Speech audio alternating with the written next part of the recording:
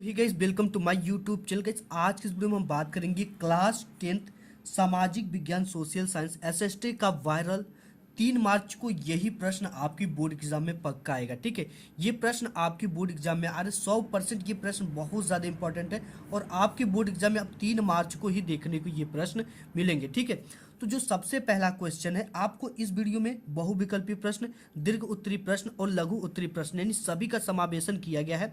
और आप इस वीडियो को देख लेते हो तो आपका बोर्ड एग्जाम में 70 मार्क्स बिल्कुल हमारे साथ तैयारी करते हो तो पक्का हो जाएगा।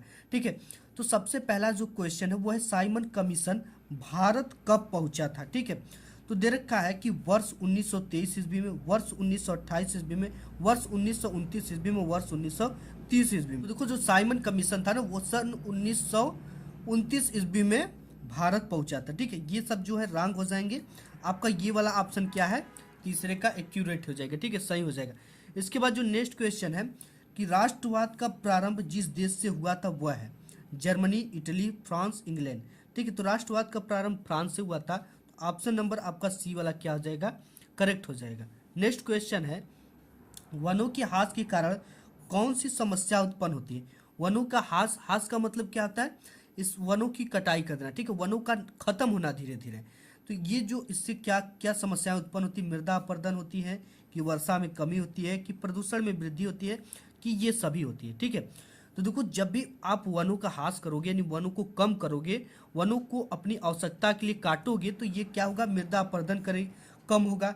ठीक है, उत्पन्न समस्या होगी कि मिट्टी का जो बहाव वो बहाव होगा, वर्षा में कमी होगी, प्रदूषण में वृद्धि होगी क्योंकि ये ऑक्सीजन छोड़ते हैं।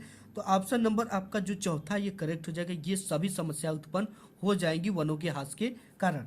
नेक्स्ट क्वेश्चन है कि हीराकुंड परियोजना किस नदी पर निर्मित है। ठीक है, तो ये जो नदी है वो है महानदी पर हीराकुंड परियोजना स्थित है।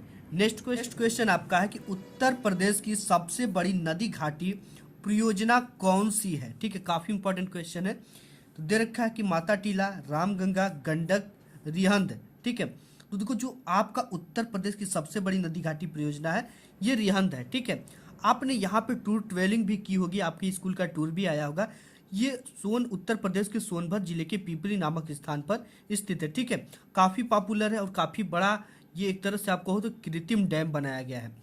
और नेक्स्ट जो क्वेश्चन है कि भारत में आजीविका का प्रमुख स्रोत है। ठीक है, तो देखो, जो भारत में ना आजीविका का प्रमुख स्रोत है वो क्या है, कृषि है। ठीक है, आपके भी घर कृषि होगा और लगभग जो भारत में एक कृषि प्रधान देश है और यहाँ पे आजीविका का प्रमुख स्रोत कृषि है।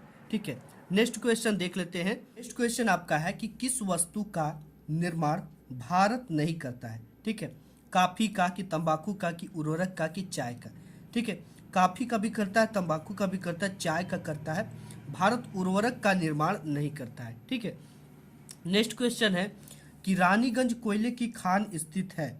तो देखो, ये जो रानीगंज कोयले की खान स्थित है वो है पश्चिम बंगाल में। ठीक है, ऑप्शन नंबर आपका दूसरा क्या है, करेक्ट है। इसके बाद नेक्स्ट है कि श्वेत क्रांति संबंधित है। श्वेत मतलब होता है श्वेत, सफेद। ठीक है, क्रांति का मतलब होता है उस क्षेत्र में बढ़ोतरी। तो ये है खाद्यान्न उत्पादन से कि दुग्ध उत्पादन से कि दलहन उत्पादन से कि तिलहन उत्पादन से। देखो, तिलहन दलहन तो ये पीली क्रांति के तहत आते हैं और खाद्यान्न तो ये अनाज उत्पादन के क्षेत्र में आता, और ये जो दुग्ध है ये सफेद होता है तो इसीलिए इसका नाम पड़ा है श्वेत क्रांति। संबंधित है किससे, दुग्ध उत्पादन से। नेक्स्ट क्वेश्चन देखो, क्वेश्चन है कि मृदा संरक्षण क्यों आवश्यक है, 2 कारण बताइए। ठीक है, ये काफी इंपॉर्टेंट क्वेश्चन है, वेरी वेरी इंपॉर्टेंट क्वेश्चन, और ये आपकी बोर्ड एग्जाम में 6 मार्क्स के आएंगे। कितने मार्क्स का पूछेगा और जरूर पूछेगा।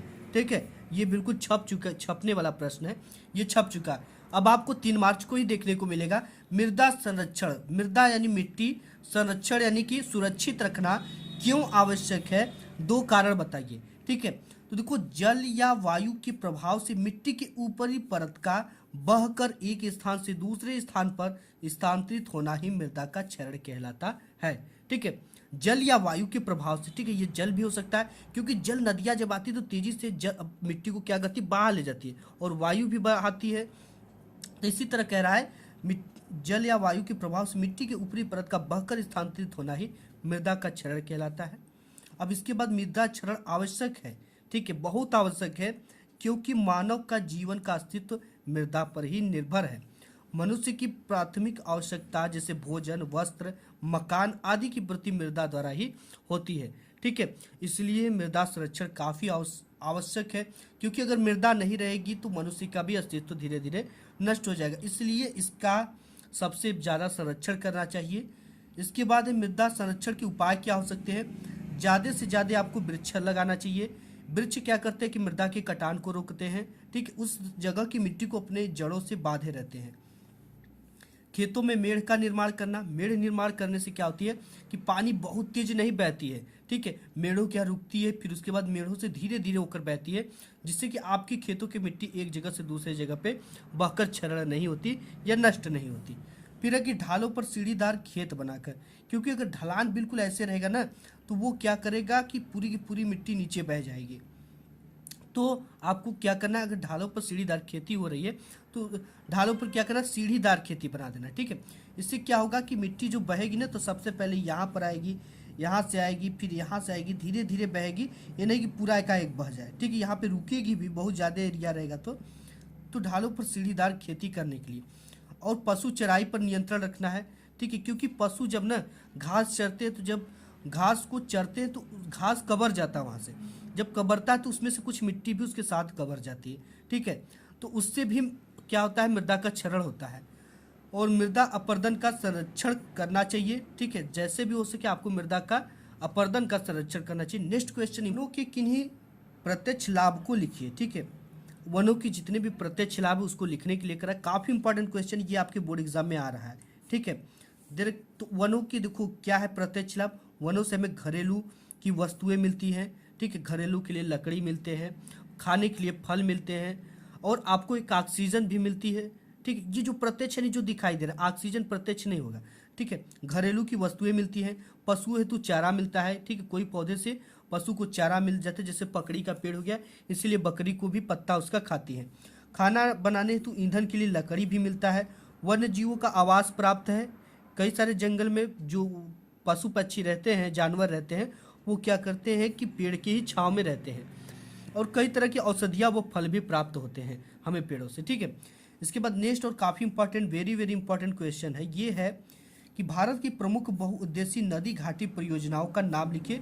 काफ़ी इंपॉर्टेंट है। ठीक है, तो देखो जो इसका मैं थोड़ा सा डिटेल्स आपको बता दे रहा हूँ कि बहुउद्देशीय का मतलब होता है कि एक ऐसी उद्देश्य जिसका उद्देश्य, एक ऐसा योजना, ठीक है, जिसका उद्देश्य कई सारे आवश्यकताओं को पूर्ति करने के लिए किया जाता है, उस तरह के उद्देशीय परियोजना को बहुउद्देशीय परियोजना कहते हैं। ठीक है, एक ऐसी परियोजना का निर्माण जिसका उद्देश्य कई चीज़ों की पूर्ति के लिए किया जाता है, उसे बहुउद्देशीय परियोजना कहते हैं।